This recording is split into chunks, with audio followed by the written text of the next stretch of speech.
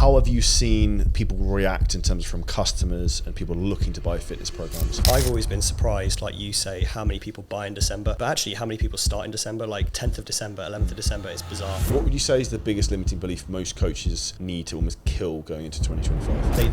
They get in their head that they believe someone else is doing something very special, something very different. Some magic magic pill. Chris gave him this thing. Exactly. He's not telling me. Yeah, why aren't you telling me this, Chris? But the reality is, because you made 4 reels doesn't mean you can then go to like a super advanced ad strategy. Exactly. It's not like you did it once, you then go to like chapter 10. Yeah, and it doesn't matter, like if you make 4 reels and you're sort of like, they don't pop, that's okay. The concept's probably fine, the execution's probably off. Do them again, do them again, do them again, do them again. What do you think is the most important skill for an online coach?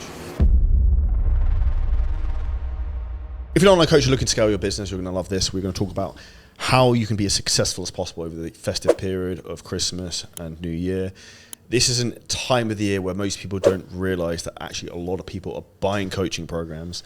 I have traditionally found December is actually better than January because most competent individuals understand that New Year is coming actually in December, so they prepare in advance, probably something Chris learned in the military, and they actually sign up with most coaches in December to actually start in January. So today, myself and Chris can give as much advice as we can to help you really crush that period. From your own experience, Chris, how have you seen people react in terms of from customers and people looking to buy fitness programs over the Christmas period, and maybe some misconceptions with that? I've always been surprised, like you say, how many people buy in December, but actually how many people start in December, like 10th of December, 11th of December is bizarre. I think that's because we have so much like psychology behind building up to Christmas period, and people start that process too early and they get a couple of weeks into it, into December, the Christmas parties, all this stuff, and they realize they need to act before something. Yeah, exactly. Rein it in quickly, and so they can enjoy Christmas and then, get on the program. So I think the psychology of leaving it till January is still there, but actually a lot of people look to buy it earlier. And I think if you position that well from a framework of the language you use in terms of your content, even in terms of getting a head start, or even, I actually think something that's really true is if you're a consumer and a certain person wants to get in shape, it's called a Mr. Smith, and you're Mr. Smith, and I sign up to Chris Ashford coaching on the 10th of December to start in January, I'm already consciously making better choices in my mind because I know I'm starting with you in January. And people actually lose weight in that time as well, even if they don't officially start.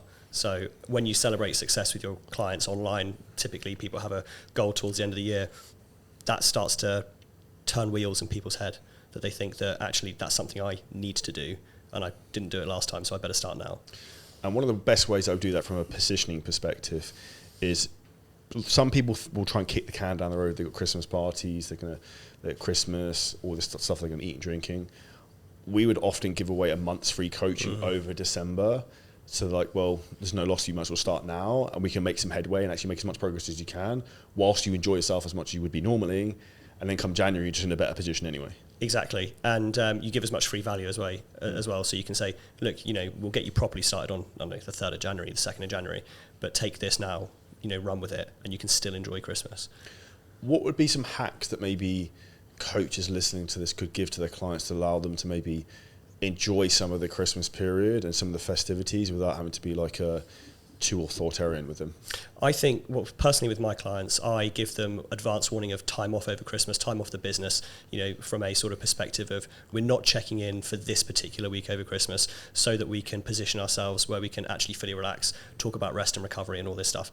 That said, I give them enough warning so that they can really make the most of the time and actually, in many cases, accelerate their results before. So they sort of like 2 steps forward, half a step back in that period, but they've got the sort of flexibility to do that.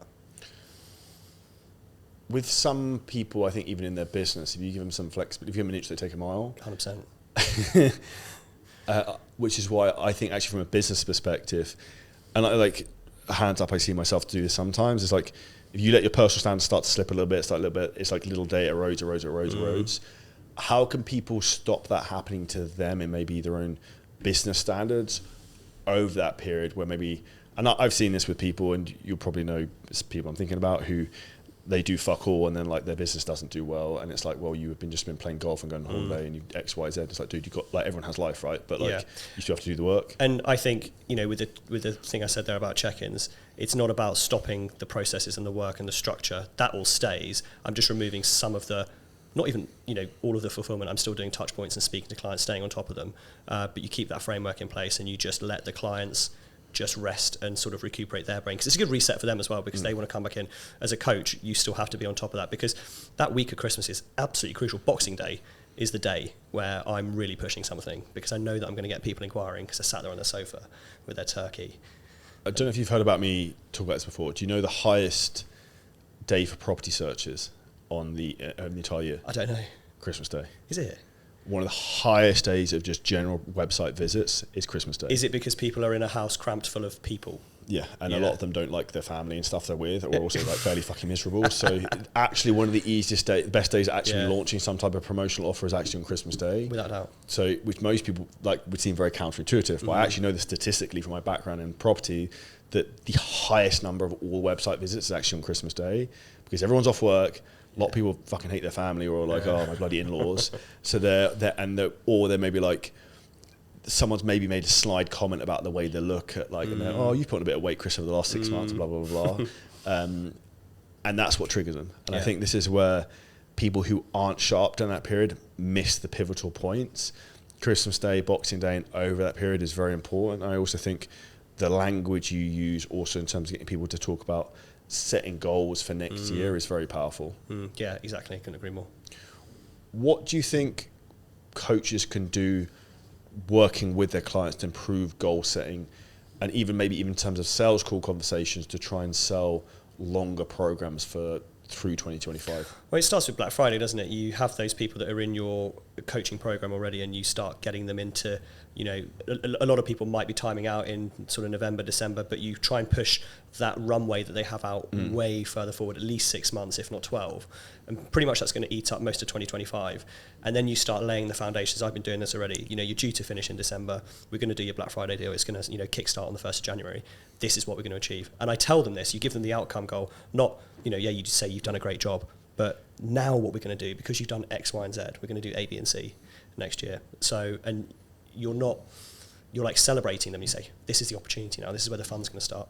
I think that's kind of the way to do it.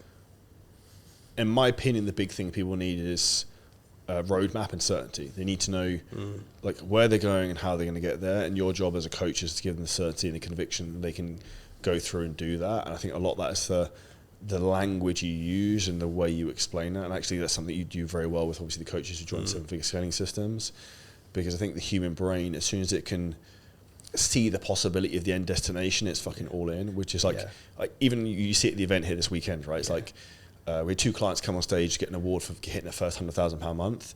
Like everyone's like, well, I want one of those. I've seen them all do it. Yeah, and you deal in absolutes. If you know that something can happen, and if you're told that it can happen, do you know the Roger Bannister? The 4 minute mile. Yeah, and so that's one of the best. Scientists said that insane. It couldn't be done. They said that the human body couldn't deal with it.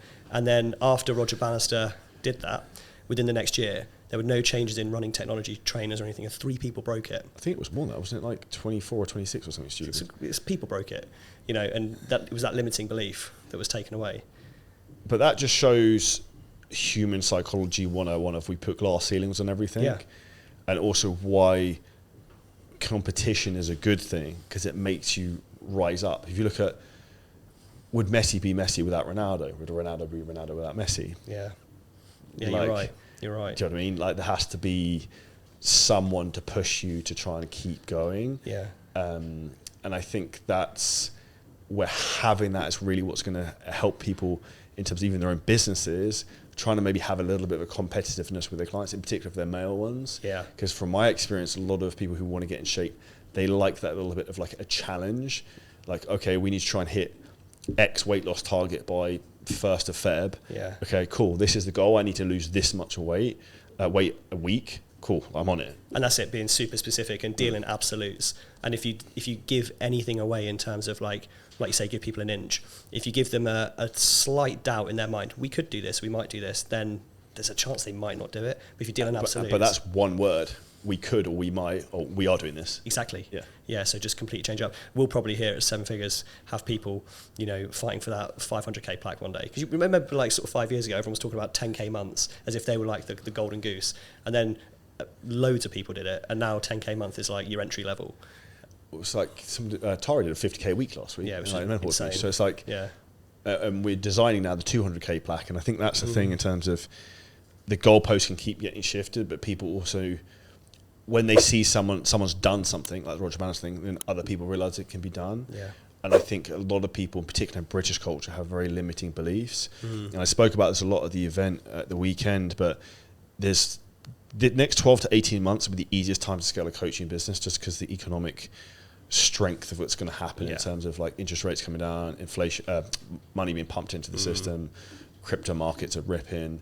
Like, people will feel like wealthy again and will want to spend. Yeah. It's probably gonna be a shit show in like 3 years' time, but for the next 18 months, It's time to make money. You need to take advantage of it, and you make hay while the sun shines is an important thing. And I think a lot of people sometimes aren't as sharp as they should be when it's almost like game time. Yeah, no, exactly. I think what's funny as well is you see these people that get these 100k plaques, and you realise that they're just normal people. You know, they're not. You know, I mean, they're great at what they do, obviously, but they're not. There's nothing different about them than. Well, I think people thought that with probably the most shocking one was Aaliyah at first, and because there'd be like bodybuilders who are jacked, who are like IFBB pros, who are like 35, and then it's just like 24-year-old girl. Yeah. And then probably even like Nathan and people like that. People are like, well, and Dave. Yeah. I mean, if you told me that a farmer's going to get a six-figure month from coaching, I'm like. But it's just proof of concept. I think that's the most important thing. What would you say is the biggest limiting belief most coaches need to almost kill going into 2025?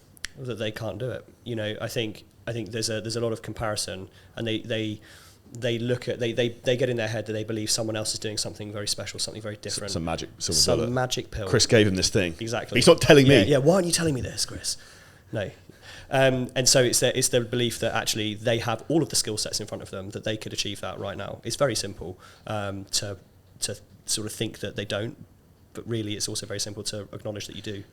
You mentioned potential skill sets. What's the one skill set you think most coaches neglect? Understanding how to effectively communicate to people, whether that's your staff, whether that's your ICA, your client, or your prospects. If you cannot communicate to all those channels, i.e., broadcast to your ICA, speak directly to prospects in DMs, speak to your clients, speak to your coaches, speak to your VAs, then you can't build what you want to build. We have company values. That's incredibly important, and we all speak to each other. And Jack and I, we speak to the clients as, within those values, within the framework that we have, because we understand that we have a shared language, a shared dictionary. And a lot of coaches feel that they need to say certain things because someone else has said a certain thing, and then it works because they've been scrolling Instagram for the last 10 years. So it's about actually finding out how you phrase your conversation, how you frame your conversation to all these people. That's the hardest thing. Yeah, I say that. And even you talk about framing conversations. There's a couple of things that say that. We spoke earlier about like the lack of certainty in the way you say something, like might, could, maybe, rather than like definitely, this will, very different amount of conviction. I think that is something people need to think about a lot in terms of the language they use. Yeah. When you talk about language use, I think it's also very important to be aware of the language you use when you talk about yourself. I'm not good at sales. I can't do X. I can't do Y. Well, you can't because you fucking just said you can't do it. Exactly. And I think that's where being very self-aware is an important tool. And I'll catch myself and be like, yeah, you can't say that. Yeah. Like, you have to be mindful of the way you talk about yourself, because that's one of the quickest ways to like slow yourself down. Yeah, as soon as you say, I can't make, 30k a month, you won't.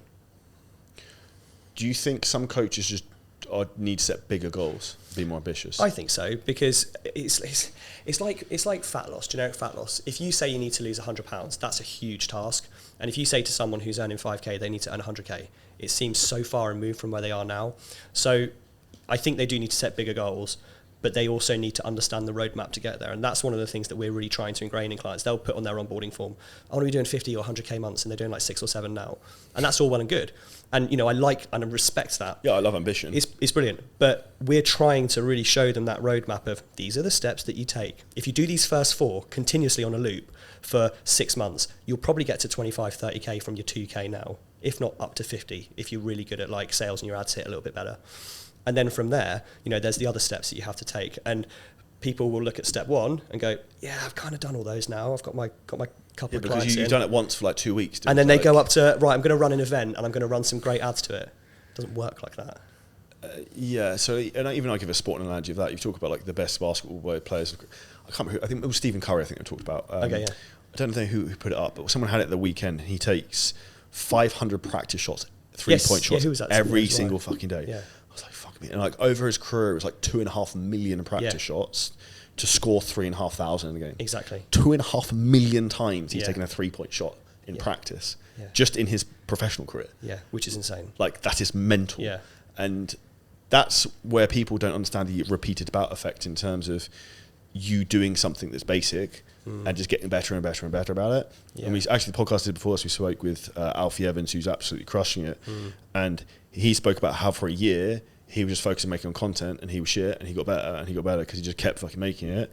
And now he's really good at making content. Look at his Instagram. Yeah, and now his Instagram's blowing up. Yeah. But the reality is, because you made 4 reels doesn't mean you can then go to like a super advanced ad strategy. Exactly. It's not like you did it once, you then go to like chapter 10. Yeah, and it doesn't matter. Like if you make 4 reels and you're sort of like, they don't pop, that's okay. The concept's probably fine. The execution's probably off. Do them again, do them again, do them again, do them again. If you learn to be an artist, you're not drawing, fine art at age 4. You've drawn every single day probably for your whole childhood, and you've got that skill, the repetition, the muscle memory in there. Same in business. What do you think is the most important skill for an online coach? To laugh. It's a funny one because we've had a lot of discussions about that this weekend. I think the most important skill for an online coach is to not get so surround yourself back into your like natural environment. That sounds really, really weird, so I'll have to explain.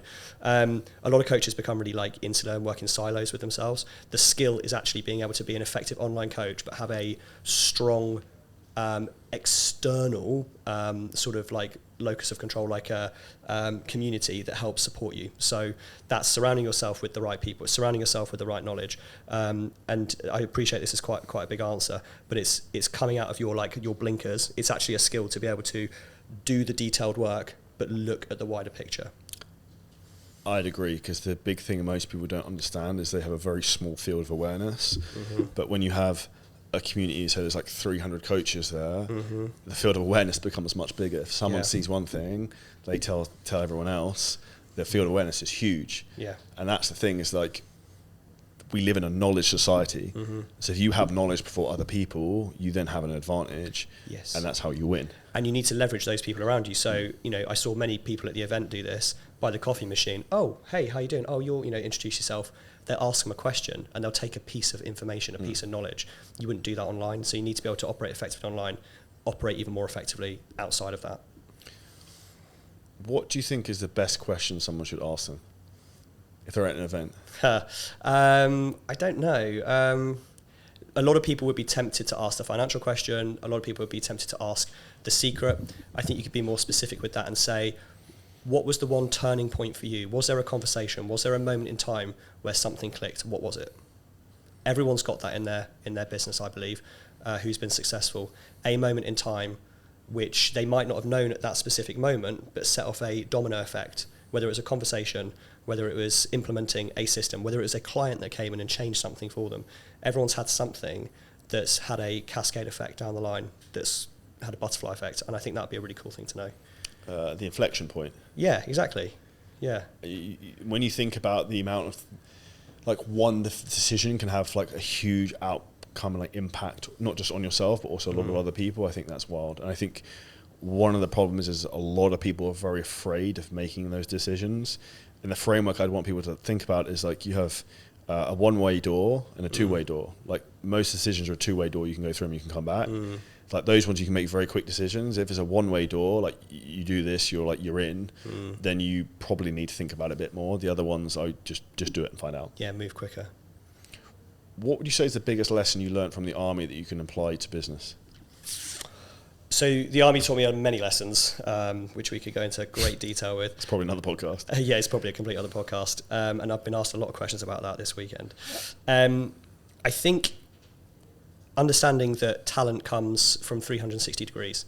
There's a perception from school, I think, with everyone, where we have a year hierarchy that the more you go up that process, the older you are, the more you know, and you are instantly better than those younger than you. I think we have that ingrained in us very early on.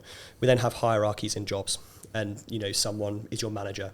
Because they're older, they manage to get to that point through time. In the military, we understood that there was a leader at every single level. Whether I had a section commander, corporal, who was maybe 6 years into their service, had probably a reading age, maths age level 8, probably, something like that, possibly 5, but was extremely skilled in their one area. Can you trust that person? Can you delegate appropriately? Can you learn from people above you? Absolutely, left and right of you and below. I was mentored by people who I commanded, and I think that's a really powerful tool to take into business, because people around you should mentor you at all levels. I don't think anyone is above being mentored by someone who has less experience than them, because they've got something that you don't. Yeah, I think that's being open-minded, understanding everyone has a different, unique talent. Like, you have different skill sets than I do, and I often ask you, like, what do you think of this? Because I respect your opinion and your experience, because you'll look at something from a different perspective I will, and I think that's probably one of the biggest mistakes most people make who aren't successful. I see as a arrogance that they think they know it all, and as soon as you think you know everything, you know nothing. And people do this with their VAs. Coaches do this with their VAs. Really, really common. They sort of like really push on them. They wonder why they're not getting the best out of their VAs. One of the things we've been doing in our calls, I did it with Mark and Jess Ross very recently, get them on the call with their VA, have a look at it from the outside, ask them questions. What do you think? How would you approach this? Mark, Jess, what's your answer to this? What should they say? And then we build a better team structure, and then we can learn how that person works effectively and what drives them, and then what makes them tick, and then we get them to work better. And ultimately, this is just maximising human performance to the people who work for you. Yeah, it's a no-brainer, right? Which comes down to understanding other people, the communication thing like you spoke about, and also understanding people's values and like how to get them to tick. Yeah, exactly. And that is, in a nutshell, the communication, the values, and the way you make people tick. That's leadership. And I think that's the big thing that most coaches need to take and actually implement going into 2025, whilst having a big push over the Christmas period. I'd implement the 3-month thing over December to try and get people over the line. Yes. And don't be afraid to sell then, because I think a lot of people I see just end up like kicking their slippers on, eating the mince pies, and they're done with business for the year, which is the wrong approach. Yeah, no, I completely agree. If you took a load of value from this episode, make sure you can check out Chris on Instagram. What's your Instagram, Chris? Chris Ashford, UK. Make sure you subscribe to the podcast, hit the like button, and comment below any questions. And we'll see you next episode very soon.